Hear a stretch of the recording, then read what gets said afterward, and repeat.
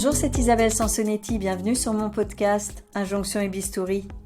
Tout d'abord, merci beaucoup chères auditrices et auditeurs d'avoir fait bondir les écoutes. Plus de 9300 à ce jour, je suis ravie. N'oubliez pas de partager ce nouveau témoignage et de laisser un commentaire sur le compte Instagram Injonction et Bistouri. Pour ce nouvel épisode, j'ai rencontré Victoria, directrice de casting pour la télé, qui a eu envie de partager avec nous son expérience de la médecine et de la chirurgie esthétique. Complexée par son nez depuis l'adolescence, elle a d'abord fait une rhinoplastie médicale avant d'aller se faire opérer. Ensemble, nous parlons de l'influence souvent néfaste des réseaux sociaux qui conduisent à se comparer et fragilisent l'estime de soi, des critères physiques normés de la télé-réalité, miroir grossissant de notre société, des chirurgiens qui inspirent confiance et de ceux qui font naître de nouveaux complexes à fuir absolument, de l'engrenage dans lequel il est facile de tomber quand on commence les injections et qu'on estime qu'on peut toujours être plus belle. Micro. Bonjour Victoria, vous m'avez contactée pour raconter votre expérience de la médecine esthétique. Qu'est-ce qui vous a amené à consulter la première fois ? Alors, la première fois que j'ai consulté en médecine esthétique, c'est parce que j'avais ce complexe au niveau du nez, une petite bosse qui me gêne depuis l'âge de 13 ans. J'avais regardé un petit peu ce que je pouvais faire, à part une grosse opération de chirurgie esthétique qui faisait un petit peu peur et aussi qui coûtait quand même pas mal d'argent.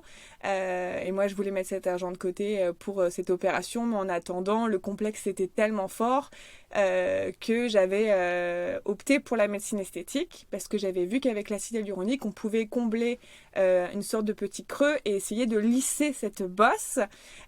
Donc du coup, j'ai pris contact avec un médecin qui m'a parlé un petit peu de tout ça et on a commencé par faire des petites injections au niveau du nez et pour harmoniser le tout, on a fait une profiloplastie. Et donc en fait, il a travaillé sur mon nez, sur ma bouche, sur mon menton et sur mon front.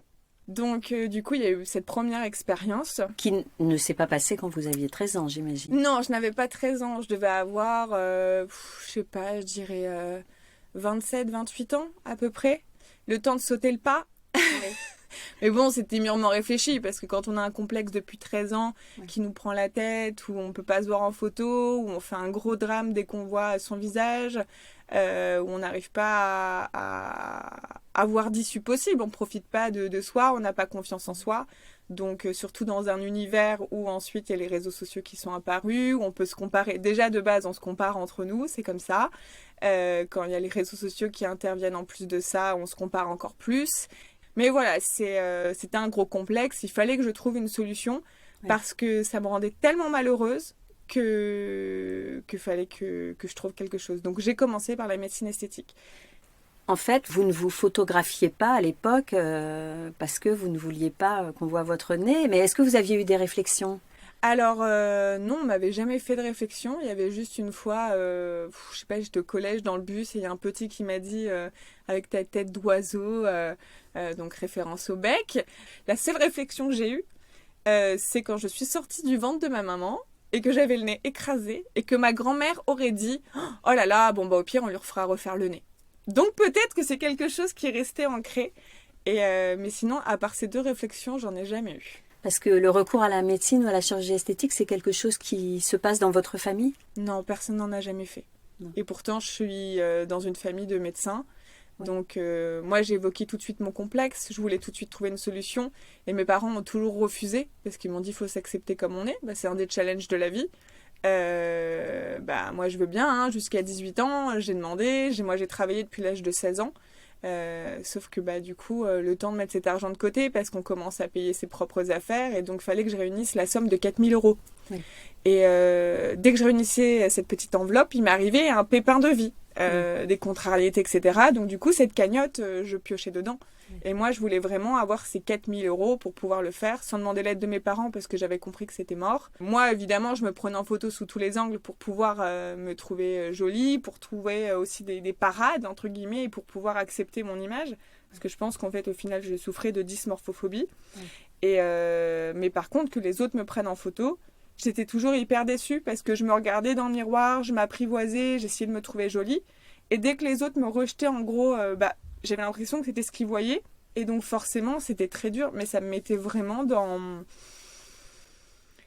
un état de profonde tristesse, de profonde colère, de frustration, d'incompréhension, et ça me replongeait complètement dans ce complexe qui gâchait ma vie. Alors le médecin esthétique, vous l'avez choisi comment la première fois pour aller Instagram. Il y a des médecins esthétiques qui ont commencé à faire un peu leur promotion sur Instagram. Et donc, c'est vrai que moi, je regardais beaucoup. Je faisais des hashtags rhinoplastie parce que c'est quelque chose qui m'obsédait. Hein. Moi, la chirurgie esthétique, ça m'obsède depuis très longtemps. Si j'avais été courageuse, j'aurais fait des études dans ce sens-là. Je regardais des émissions, etc. Et donc, j'ai fait ce hashtag.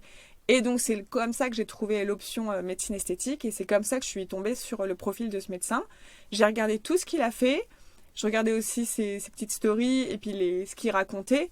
Et je le trouvais assez bienveillant. Je trouvais qu'il avait une approche intelligente. Je voulais surtout pas tomber sur quelqu'un qui allait vouloir me créer d'autres complexes. Puisque ce n'est pas le seul que j'ai vu, évidemment. Je suis passée dans différentes cliniques. J'ai vu différents médecins et chirurgiens. À chaque fois, j'avais pas l'argent. Mais une fois, typiquement, une dame m'a dit non, mais en fait, le problème, c'est pas votre nez, c'est votre visage qui tombe. Donc, il faut faire des liftings, etc. Elle m'a fait un devis à 10 000 euros. Je pense que la personne n'avait pas compris. Moi, j'avais 25 ans à l'époque. Et forcément, quand c'est une jeune fille de cet âge-là qui a un complexe, il faut l'accompagner. En fait, pour moi, c'est être professionnel. Et de dire, en gros, qu'ils vont faire des liftings et que toutes les top modèles de 18 ans le font. Donc, c'est ma seule solution. Et du coup, maintenant, je ne vois que ça. C'est-à-dire que ça rajoute des complexes. Donc là, du coup, j'étais tombée sur ce médecin.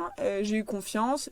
En tout cas, pareil, j'en avais rencontré d'autres. Mais ils ont eu des approches douces, intelligentes, pour comprendre pourquoi on venait, pour effectivement évaluer l'état du chantier, entre guillemets, et proposer des solutions adéquates et intelligentes. Et voilà. Donc moi, j'ai eu cet entretien avec ce docteur et j'ai tout de suite dit, go, on le fait, quoi. Ils font un devis, soit on a le temps de réfléchir, soit on dit, je le fais tout de suite. Moi, pour le coup, j'étais très motivée. J'avais l'argent nécessaire parce que je voulais payer d'un coup, pas avoir de dette ou quoi que ce soit. Et donc, du coup, en 10 minutes, tout change. Et vous avez été satisfaite tout de suite? Alors, j'ai été satisfaite, mais très peu de temps, au final. Combien de temps? Vous avez une idée? 3 jours. Effectivement. Le fait de passer à l'action, de voir le résultat, qui était harmonieux au final, ça a juste mis le doigt sur une problématique interne, beaucoup plus profonde que ça. Donc c'est là que j'ai pu mettre le doigt sur la dysmorphophobie.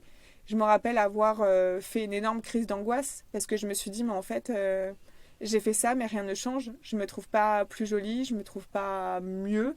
Je me sens mal. Et donc, du coup, je me rappelle avoir écrit un mail un samedi à 23h donc à ce médecin en lui disant, en fait, ça ne va pas du tout. Je suis pas contente, je me sens pas bien.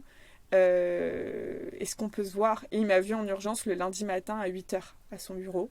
Donc ça faisait une semaine que je l'avais vu. Et il m'a dit, en fait, je vais vous recommander une psychanalyste.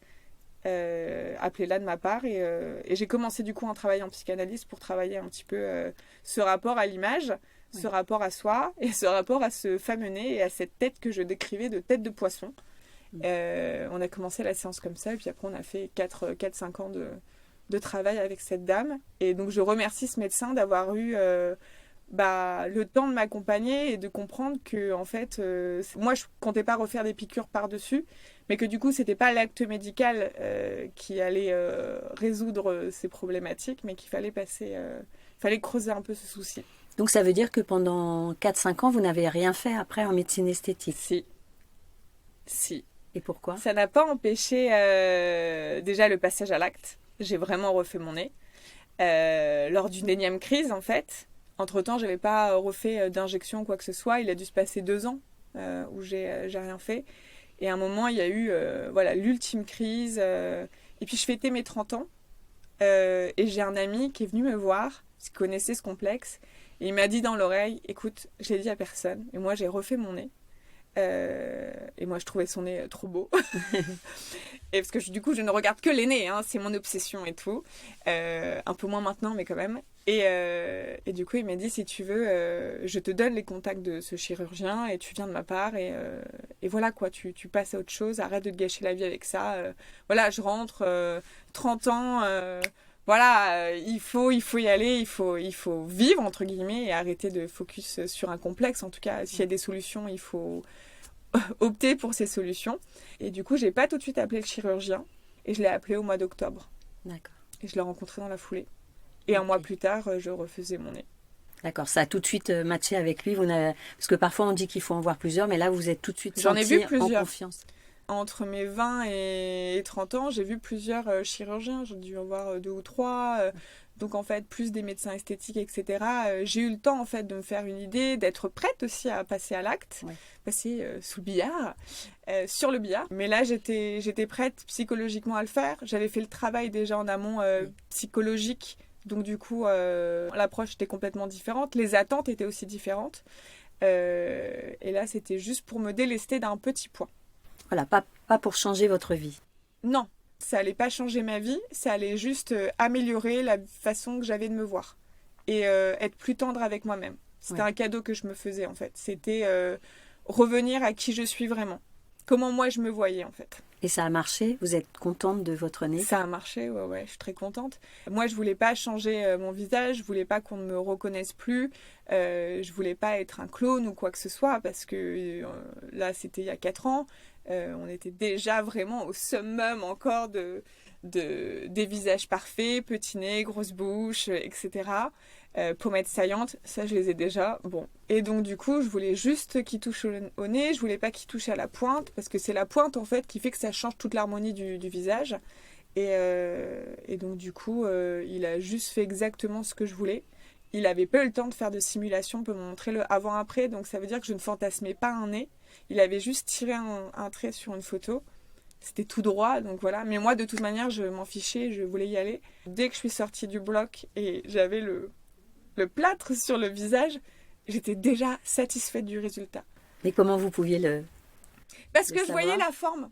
Je voyais déjà que la bosse avait disparu. Et ça a créé un soulagement, mais c'était vraiment, on enlève un poids. Et en plus, même lui m'a dit, oui, effectivement, il y avait de la matière. Donc c'est-à-dire que je n'étais pas folle.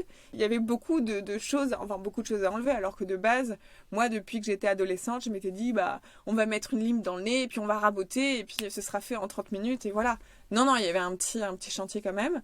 Et j'ai enlevé le plâtre au bout de, je sais pas, je crois que c'est une semaine, 10 jours.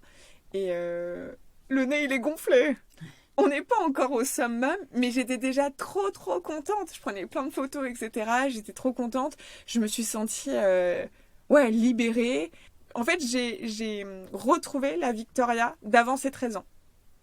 Parce qu'à 13 ans, c'est vraiment l'âge de l'adolescence, transformation du corps, transformation identitaire, parce qu'on comprend un petit peu ce qui se passe autour de nous, on commence à avoir un avis, on commence aussi à avoir les formes, etc. Ou pas, en l'occurrence me concernant. Mais du coup, voilà, moi, c'est ce nez qui a poussé et qui m'a beaucoup gênée. Et donc, du coup, j'étais trop contente parce que je retrouvais mon visage d'enfant. Oui, puis une certaine liberté, une certaine énergie. Liberté d'être moi, en fait. Parce que c'était comme si ce nez m'avait il m'a pourri la vie. Et donc, juste ôter cette petite bosse. Voilà. Et puis, le nez s'est affiné au fur et à mesure des mois. Moi, je regarde des vidéos de moi à l'époque, je venais juste de refaire mon nez. Et je regarde, je fais, mais c'était trop moche. C'était comme son nouveau-né, on le trouve trop beau au départ et puis on regarde les photos après, on dit mais il était laid. C'était exactement la même chose. Mais ce qui compte, c'est parce qu'il était gonflé. Il était gonflé, mais ce qui compte, c'est comment moi je me voyais. C'est-à-dire que là, avec le recul, je me dis c'est ridicule. Bon, bah voilà, toute une question de perception en fait de soi-même. Et là, très rapidement, il s'est affiné et c'est-à-dire que je me suis dit mais pourquoi j'ai pas fait ça avant? Après, quand je suis revenue dans la vie normale, quand on vient de refaire son nez, c'est très bizarre parce que on est quand même dans l'attente de petits compliments, de ce que ça se voit sans se voir, etc. Personne ne m'a rien dit. En fait, les autres ne me voyaient pas à travers ce nez. Ils me voyaient à travers un ensemble de ce que je représente, enfin, de la tête aux pieds, en fait, et mon énergie, et qui je suis, ma personnalité. Et qu'en fait, ce nez, vraiment, il ne gênait que moi. Et tellement qu'en fait, les gens n'ont même pas capté que j'avais refait mon nez. Donc, parce que c'était harmonieux aussi, le résultat était harmonieux. Oui, complètement. Ils n'ont rien dit. Alors que moi, quelqu'un qui refait son nez, je le vois tout de suite. Et j'en parle discrètement si la personne veut en parler, parce que c'est un sujet qui m'intéresse beaucoup. Et c'est surtout le parcours de réflexion jusqu'à l'action qui m'intéresse énormément. Parce que pendant longtemps, vous avez eu peur de passer à la chirurgie. J'ai eu très peur et c'est mon mari actuellement qui m'a dit vas-y, arrête en fait. Dès qu'il y a un problème, il existe une solution, prends la solution. Parce qu'il voyait que vous souffriez en fait. Ah oui, mais c'est-à-dire qu'il en pâtissait vachement parce que je faisais vraiment des crises de nerfs à me rendre malade et il était complètement désemparé par rapport à ça. Et à un moment, il m'a dit vas-y, arrête. Si c'est une question d'argent, je t'aide un peu, tu me rembourses. Enfin, il m'a avancé 500 €, quoi, peut-être 1000, je sais plus, que je lui ai remboursé. En fait, ça a été libérateur pour les deux. Et alors, vous disiez que vous aviez, pendant le temps où vous avez essayé de travailler justement sur ce problème que vous aviez avec votre apparence, vous avez quand même continué les injections. Est-ce que vous êtes directrice de casting pour la télé-réalité? Est-ce que ça a un rapport ou rien à voir? Alors en fait, quelques mois après avoir fait le nez, j'avais envie de continuer à harmoniser mon visage. J'ai reçu un message d'une clinique, un mail qui faisait on va dire, porte ouverte aux petites ristournes, etc. Donc il y avait le bon plan pas cher. Enfin, ça reste quand même cher, mais dans une clinique, donc on est accompagné. Hein. Et donc du coup, j'y suis allée et puis il m'a fait des petites injections un peu dans le menton, parce que j'ai l'impression d'avoir un petit menton. Il m'a fait un peu de botox et il m'a fait un petit peu les lèvres. C'était juste une petite pointe menton et bouche et je trouvais ça trop beau. Et en fait, ça allait bien et je m'étais dit, ok, là c'est bon, là c'est très bien, on touche plus trop. Finalement, j'ai retouché au fur et à mesure, j'ai retenté des petites choses à droite, à gauche, etc. On en reparlera. Mais par rapport à mon travail de directrice de casting, et notamment j'ai travaillé sur beaucoup de télé-réalité, c'est pas les femmes de télé-réalité qui m'ont donné envie de faire de la chirurgie, parce que généralement ces nanas, on les récupère, elles ont pas fait toutes ces opérations, et c'est le fait de se voir à la télé, le fait de voir ce qu'on projette, et comme on est très dur envers soi-même, surtout les femmes, on a envie de changer des choses. On se dit mais c'est quoi cette bouche, mais c'est quoi ces dents, mais c'est quoi ce nez, et on se voit très très laide. Il y a beaucoup de jeunes filles qui se voient et ensuite sont genre catastrophées de l'image qu'elles projettent, mais c'est leur vision à elles. Le public, il les trouve très, très bien comme elles sont et puis s'attache surtout à la personnalité. Et en plus, comme elles commencent à gagner beaucoup d'argent, elles se disent go, on refait tout. Après, il y a aussi le schéma inverse. Il y a des filles qui arrivent qui vont être par rapport aux attentes et aux codes aujourd'hui des critères de beauté qui vont pas du tout être dans ces critères et qui vont faire, on va dire, le nécessaire selon leurs critères pour ensuite arriver au casting en ayant tous ces attributs de la bimbo en pensant que c'est ce qu'on attend. Alors ça peut être drôle entre guillemets d'avoir des profils un petit peu exubérants parce qu'en fait ça devient too much, mais c'est pas un critère de sélection. Oui, mais en même temps, quand on regarde les émissions, tout le monde a l'impression que c'est presque une demande du casting ou de la production oui. D'aller faire des choses, puisque quand on regarde une émission, tous les participants quasiment ont fait des injections, des opérations. En fait, je pense que c'est la manière dont les choses ont évolué. Aussi les réseaux sociaux, les filtres, les facetunes, le fait que tout le monde se change, déjà ça change le rapport. Ce qu'on voit à la télé, c'est des femmes et des hommes qui ont quand même quasiment 10 ans de carrière, puisqu'on revoit tout le temps les mêmes candidats. C'est en train de changer actuellement. Mais du coup, comme le public ou les personnes qui veulent faire de la télé, qui postulent à des castings, ont vu ça, ils pensent que c'est ce qu'on attend. Alors que quand on regarde les débuts de ces personnes, leur premier pas en télé, ils n'avaient rien fait. Donc je pense qu'il y a un schéma inconscient où on se dit c'est ce qu'attendent les prods. Nous, on n'attend pas des physiques qui deviennent, pour certains, assez monstrueux, je trouve. Et les gens font de même. Mais vous avez des critères quand même. La production, en fonction des émissions, on vous demande... Vous avez une liste de critères? On va rester, si je fais une émission d'amour, je vais prendre, aller chercher des filles et des garçons célibataires qui vont correspondre aux attentes des héros. S'ils me disent, moi, mon genre, c'est grand, brun, les yeux bleus, ou qu'on va me dire une petite blonde, fit girl, etc., je vais aller dans cette direction. Oui, donc vous avez quand même des indices. Il faut des couples différents, peut-être des profils. Il faut que je puisse aller au maximum dans les envies et dans les critères qu'on me demande. Mais c'est pas la production qui me demande, c'est le candidat. Donc il y a aussi ça à prendre en compte que le public oublie. Les garçons de télé-réalité, malheureusement, ils ont un seul critère, belles fesses, beaux seins, beau visage, beaux cheveux, belle bouche, beau petit nez, etc. Machin. Donc voilà. Moi après, je peux aller sur leur proposer aussi des jeunes filles qui correspondent, enfin qui sont un peu plus naturelles, et on en ramène parce que c'est aussi une demande, mais généralement ces filles-là sont plus discrètes, elles ont moins envie d'être vues, elles n'ont pas envie d'être à la télé, elles n'ont pas envie d'exposer tout ça. Donc il y a 2 poids 2 mesures, et il y a un peu de tout. Quand on regarde vraiment en détail, moi je suis très attentive à ce qu'il y ait vraiment en termes de profil féminin différents types de filles, mais qui vont rester dans les attentes de ces garçons qui ont quand même des attentes assez élevées en termes de critères de beauté. Et les filles, leurs attentes par rapport aux garçons? Aux garçons, ben, c'est souvent la même chose. C'est grand, bronzé, brun, barbu, les yeux verts, musclé mais pas trop. Alors qu'il y a des blonds aux yeux bleus, il y a des roux, il y a des garçons plus petits, des garçons trapus, des garçons avec un petit bidou. Il y a un peu de tout. Et ce qui compte au final, c'est le charisme de la personne. Mais souvent, du coup, les candidats peuvent être surpris parce qu'ils peuvent être attirés par l'ensemble, hein, et pas que le visage ou que les formes. Il y a tout ce jeu de personnalité qui rentre en compte. Et la rencontre, en fait, entre 2 personnes se fait aussi par rapport à une alchimie qui va au-delà du physique. Oui, c'est ce que vous dites d'ailleurs, parce que je vois, vous répondez à des questions sur votre compte Instagram quand on vous demande comment vous choisissez les candidats. On vous pose des questions justement. Est-ce qu'il y a des critères de beauté, un corps de sirène? Est-ce ça marche si on est en surpoids, si on a de la cellulite et tout ça? Ça revient souvent dans les questions, hein, la question de l'apparence. Oui. Ouais, l'apparence joue beaucoup. Ouais, les histoires, par exemple, là, j'entends le mot cellulite. Si on regarde objectivement, toutes les filles ne sont pas over fine, over musclée, etc., avec les fesses parfaites, avec la jambe galbée. Je peux vous dire qu'il y a de la cellulite, je peux vous dire qu'il y a du petit bidou, je peux vous dire qu'il y a des hanches, je peux vous dire qu'il y a tout ça et que tout va bien, quoi. Après, typiquement, je repense à un tournage que j'ai fait où il y a une jeune fille qui, effectivement, elle a un très beau visage, etc., et elle avait de la cellulite sur les cuisses. Moi, personnellement, je m'en fiche, voilà. Et il y a un des jeunes hommes qui a fait la réflexion. Bon, évidemment, ça n'a pas été monté, mais c'est juste que le problème qu'on a aujourd'hui, c'est que les hommes, c'est un peu dur de s'accepter en tant que femme et de se dire, je suis suffisante et en fait, c'est normal d'avoir des vergetures, de la cellulite, un petit double menton quand je fais ça, enfin voilà, et qu'en fait, les garçons jugent beaucoup sur le physique et donc du coup, les femmes se focusent beaucoup sur leur apparence au lieu de se focus sur leur capacité à développer leur intelligence, leur humour, leur curiosité, etc.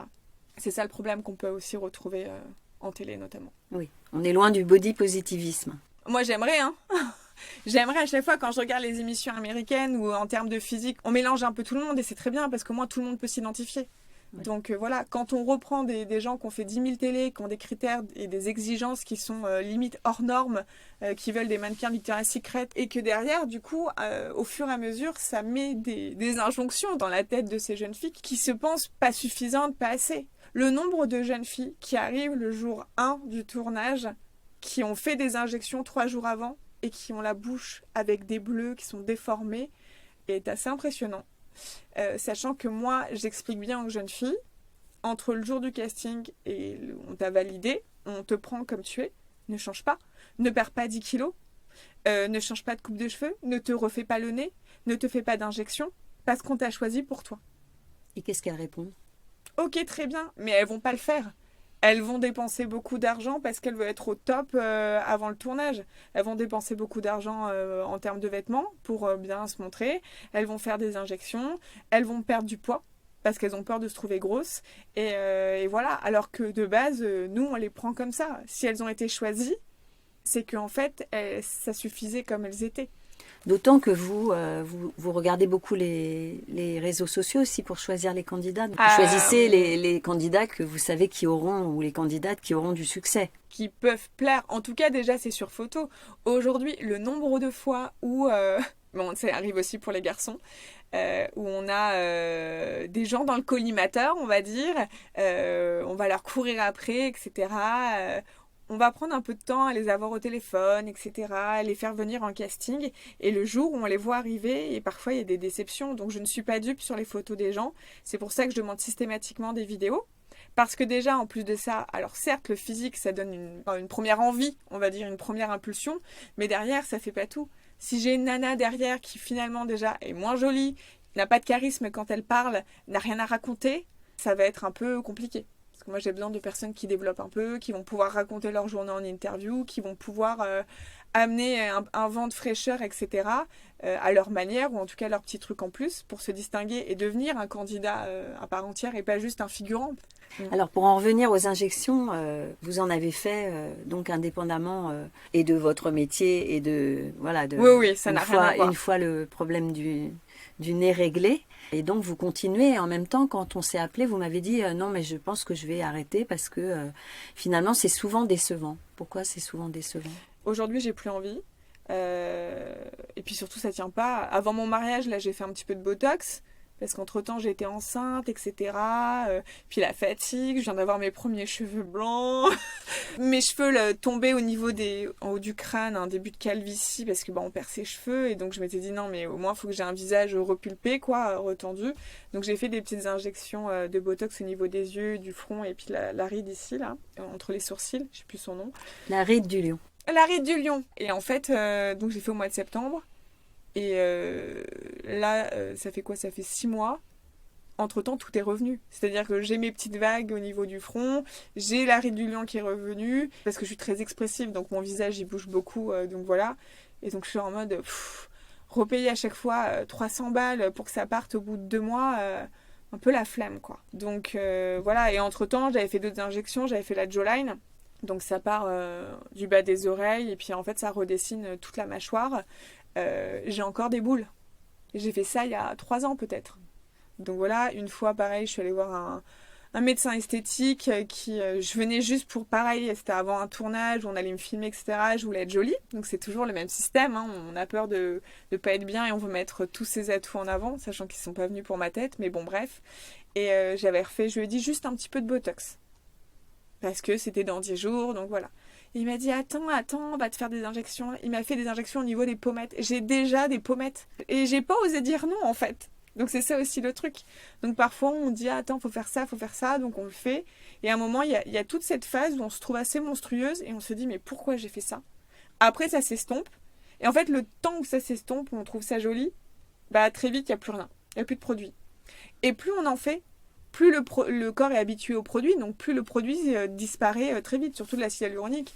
Donc moi, la bouche, voilà, ça tient avec ce temps, voilà, et donc du coup, c'est pour ça que je me suis dit, j'arrête. Et entre-temps, quand on fait un parallèle sur les candidats, mais il y a des candidats qui font de la chirurgie aussi, et des injections, les filles, elles sont obligées elles sont pas obligées, mais en soi, elles font très très régulièrement des injections pour conserver ce visage. On est à des injections quasiment tous les 3 mois, je crois, pour certaines. Je crois, hein, mais c'est un budget, c'est toujours plus, et puis elles se retrouvent certaines déformées. Là, il y a une nouvelle lubie maintenant, c'est de faire l'effet inverse, c'est-à-dire d'enlever ces injections. Et donc là, en ce moment, ils sont toutes en train de dire « J'ai enlevé ma bouche, j'ai enlevé ceci, etc. » Parce que j'avais trop, mais elles le refont toutes, elles repassent toutes derrière. Mais pour un travail plus discret. Mais elles le refont.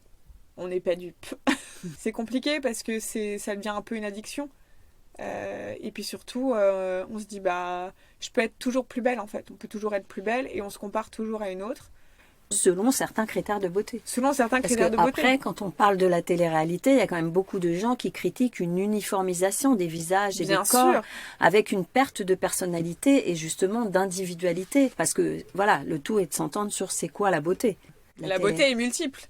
Oui. Mais surtout, aujourd'hui, les jeunes filles sont très... et puis les candidates aussi ont aussi un modèle qui s'appelle Kim Kardashian, qui fait la pluie et le beau temps sur la beauté. C'est-à-dire qu'elle a amené ses corps avec des mini-tailles, des hanches très très larges, des fesses disproportionnées.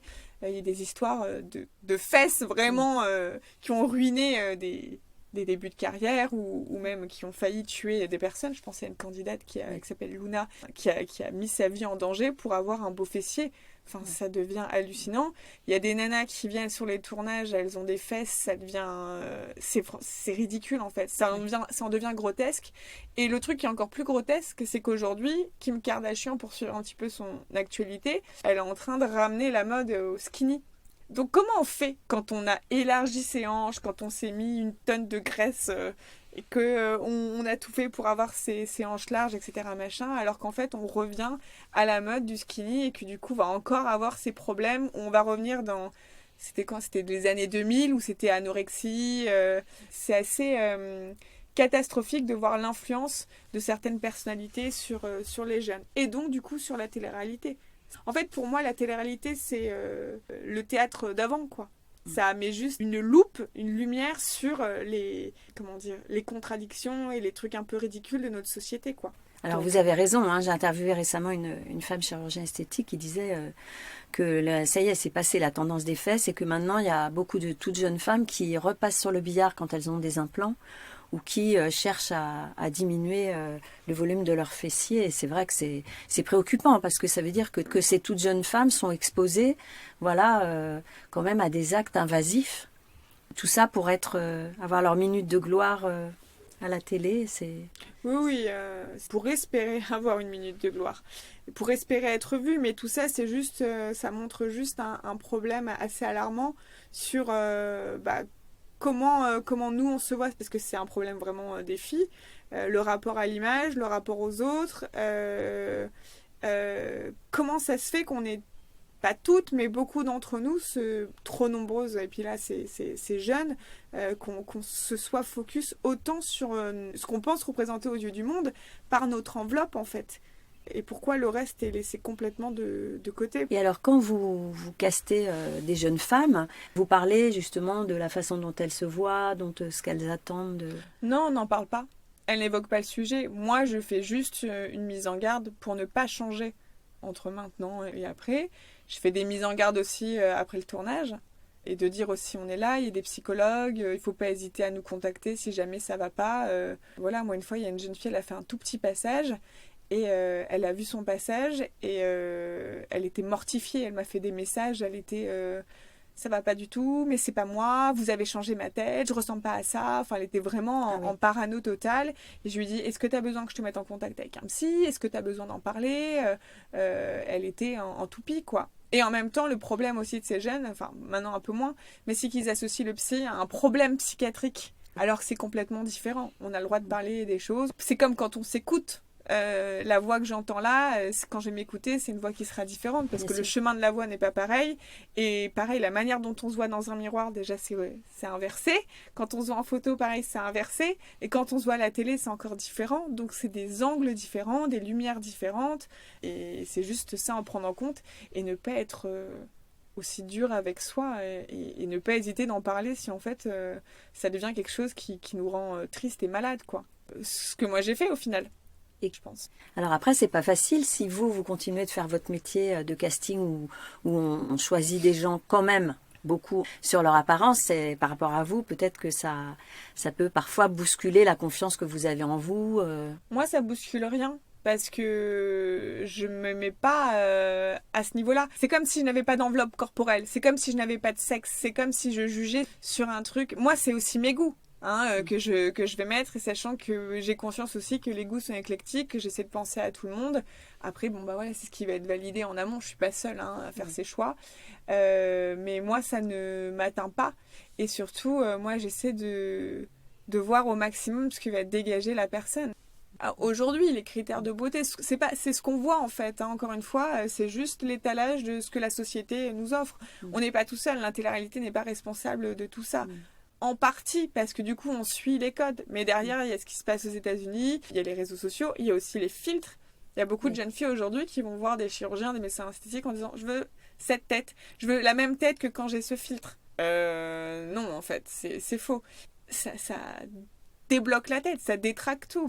Les réseaux sociaux ont quand même beaucoup changé la donne par rapport à la beauté parce qu'on est encore plus exposé que la télé-réalité. La télé-réalité, on a le choix de regarder ou pas, déjà. Les réseaux sociaux, si t'es pas dessus quand t'es jeune, etc., t'es has-been. On est abreuvé, on ne bouffe que de l'image et que des gens qui sont beaucoup trop beaux, en fait. Parce que ces gens beaucoup trop beaux, moi, je les vois pas dans la rue. Pardon, hein, mais à chaque fois je dis, mais je comprends pas, elles prennent le taxi, elles habitent en haut de tours, elles ne sortent pas faire leurs courses. Où sont ces femmes sublimes ? C'est-à-dire que même une Monica Bellucci, une Marion Cotillard, ces femmes, elles s'arrêtent dans le temps en termes, elles vont s'arrêter, bon voilà, je vais arrêter, on va rester sur 40 ans, et personne n'est dupe, mais elles vont dire, ah bah non, c'est la génétique. Non, arrêtez, je ne sais pas où sont toutes ces femmes sublimes.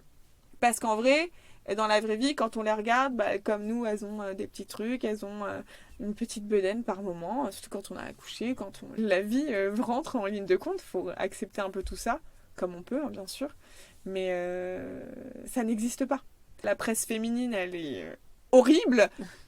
Moi, je la lis plus parce qu'il y a ce qu'il faut faire pour ceci, ce qu'il faut faire pour cela, qu'est-ce qu'on attend de machin, qu'est-ce que l'homme attend de nous, machin.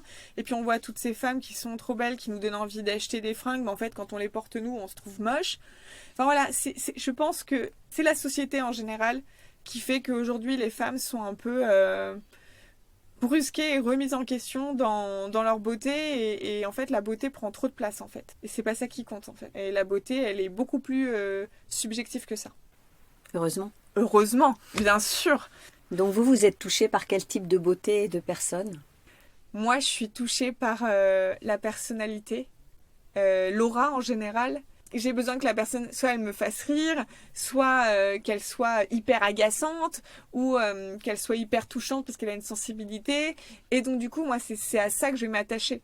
Parce que ça va me créer une émotion. Quelqu'un qui me crée pas d'émotion, où je m'ennuie, qui me fait même pas rire malgré elle ou parce qu'elle est drôle, vraiment drôle, ça m'intéresse pas, quoi.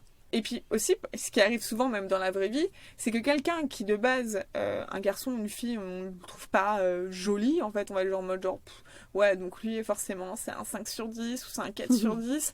En vrai, on va parler, on va rigoler, il va se passer un petit truc, et en fait on ne dit pas du tout, en fait elle est grave charmante, ou il est grave charmant, ou il a un truc, ce je ne sais quoi, voilà quoi. Donc tout ça c'est pareil en casting pour moi. Moi il y a une fois, j'ai une candidate, typiquement elle avait pas de photo sur son Facebook, c'était Facebook à ce moment-là, pas trop Instagram, elle voulait pas se montrer, quoi. Et j'étais juste tombée sur une photo d'elle, et je sais pas, j'ai aimé ce qu'elle a dégagé, je l'ai rencontrée, et vraiment c'était The Girl Next Door.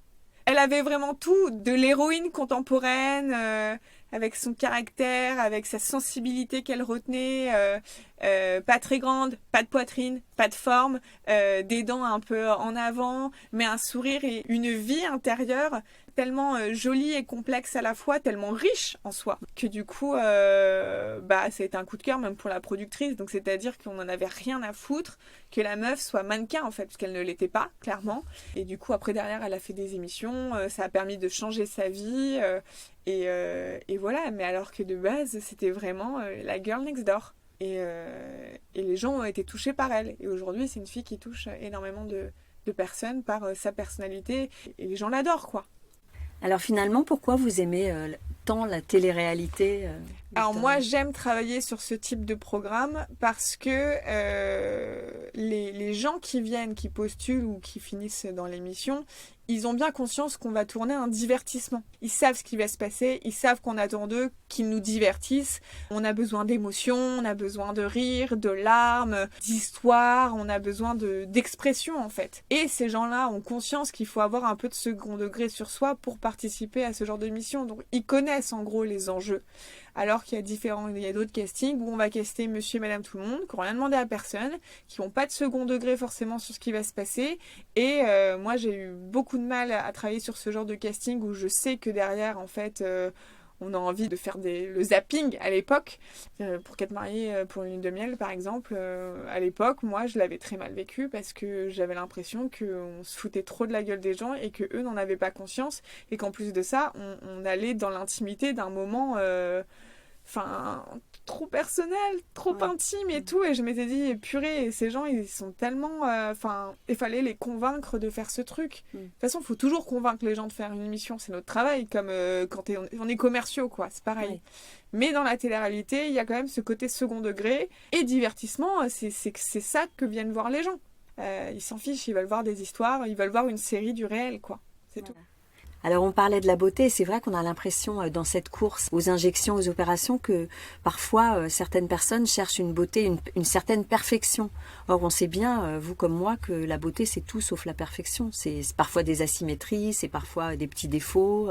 Justement, ça me fait penser quand j'ai rencontré plusieurs chirurgiens, mais celui qui m'a opéré et celui que j'étais allée voir 2-3 ans auparavant m'ont tous les deux dit tu n'auras pas un nez parfait, et l'idée c'est de ne pas se faire un nez parfait parce que déjà ce sera pas naturel, et en plus le but c'est pas d'avoir des clones de nez, quoi. Donc un des médecins m'avait même confié qu'il lui-même avait refait son nez. Et il disait, voilà, il n'est pas parfait, mais moi je l'aime parce que c'est mon nez. C'est mon nez, donc du coup, c'est celui de personne d'autre. Et c'est ça qui est chouette, parce qu'au moins, il est à moi, et c'est pas le même que telle actrice, ou telle candidate, ou tel super modèle. Voilà, l'idée, c'est de garder quand même son petit truc à soi. Et puis les petits défauts aussi, c'est ce qui fait le charme. Hein. Je me rappelle d'un garçon avec qui je suis sortie, etc. Il avait une petite dent qui sortait. C'est pas esthétique en soi. Et moi, je trouvais ça tellement charmant. J'adorais son sourire. Donc comme quoi, ces petits défauts qui parfois nous vont pas sont en fait juste le point de départ d'un charme incroyable, quoi. Pour essayer de mettre à distance justement cette dureté qu'on a envers nous-mêmes, cette pression qu'on se met. Quelles sont vos ressources? Comment vous envisagez justement de vous sentir bien dans votre corps? Arrêtez de se regarder. Une fois, j'ai fait l'expérience, je suis partie dans un festival... On était dans des tentes, on était sale, plein de poussière. Il n'y avait aucun miroir, vu qu'on était dehors. On est resté 3 jours. Donc on se douchait vite fait dehors, tous ensemble, en mode hippie, quoi. Et on s'apercevait dans un petit miroir qui fait vraiment la taille de ma main. En fait, je me suis sentie heureuse pendant ces 4 jours parce que je ne me suis pas confrontée à mon image. J'en avais rien à faire de ce à quoi je ressemblais. Je savais pas quelle tête j'avais, pleine de poussière, pas maquillée, parce que du coup, je suis pas là en train de faire mon petit trait, machin, etc. Et donc, en fait, me libérer de ça, ça m'a fait prendre conscience que, déjà, faut arrêter de se regarder. Moi, je me regardais même beaucoup dans le reflet du métro, ou ce genre de choses. Faut se regarder le matin, faire en sorte d'être contente de ce qu'on voit, et se dire, c'est pas ça qui compte, c'est ce que je vais dégager. C'est l'ensemble de mon aura qui va faire que... les gens pourront me trouver belle ou moche. De toute manière, on ne fait pas l'unanimité. Il y a des gens qui vont me trouver mignonne, d'autres qui vont me trouver très belle, d'autres qui vont me trouver dégueulasse. Je m'en fiche. Ils me le disent pas. Donc je pense qu'il faut essayer de prendre du recul, se fiche la paix, et s'entourer de gens bienveillants et qui nous aiment. Et pas commencer à être en représentation pour se prouver des choses, pour que les gens se sentent moins bien que nous et que nous on se sente au-dessus d'eux, ou pour se comparer, il faut se fiche la paix au maximum. Moi, c'est ce que je fais pour me décomplexer. Et aujourd'hui, j'ai aussi d'autres priorités. Je suis devenue maman, je suis mariée. Alors j'oublie pas tout ce qui est séduction, etc. Et puis rester femme, mais encore, qu'est-ce que c'est être femme? Qu'est-ce que c'est que la beauté? Est-ce que si on se maquille pas, ça veut dire qu'on n'est pas femme? Est-ce que si on s'apprête pas tous les jours, ça veut dire qu'on n'est pas femme? Enfin voilà, il y a toutes ces questions-là ensuite autour de la beauté et de la féminité qui... Encore une fois, c'est multiple. Il n'y a pas un seul schéma. Ce qui compte, c'est que chacun se sente bien. Si une fille se sent bien en se faisant des injections à la bouche et que c'est ça qui fait qu'elle se sent heureuse et qu'elle peut marcher dans la rue bien quoi, en mode confiance, tant mieux pour elle. Si c'est de sortir en pyjama et de se sentir une good vibes et d'être à l'aise avec ça, pas maquillée et de se sentir powerful, go. Chacune fait comme les veut. Ce qui compte, c'est à un moment se poser la question de se dire pourquoi je vais dépenser beaucoup d'argent là-dedans, dans tout ce qui a rapport à l'apparence. Est-ce que ça m'apporte vraiment du bonheur? Est-ce que ce bonheur, il est dans la durée, ou est-ce que c'est juste l'instant, comme manger un super bon burger et derrière le regretter peut-être? Faut faire les choses qui nous font du bien et comprendre en fait, être en conscience de ce qu'on fait, je pense. Merci beaucoup Victoria d'avoir partagé avec nous votre expérience et vos réflexions sur ce sujet qui nous passionne. Chères auditrices et auditeurs, merci d'avoir écouté cet épisode. Je vous encourage à le partager et à le commenter sur le compte Instagram Injonction et Bistouri. Pensez à vous abonner si ce n'est déjà fait et n'hésitez pas, comme Victoria, à me contacter si vous souhaitez témoigner. Pour plus d'infos sur la rhinoplastie médicale et chirurgicale, mon livre J'y vais pas vient tout juste de sortir en livre de poche. Et à vos écouteurs dans 2 semaines pour un nouvel épisode sans retouche.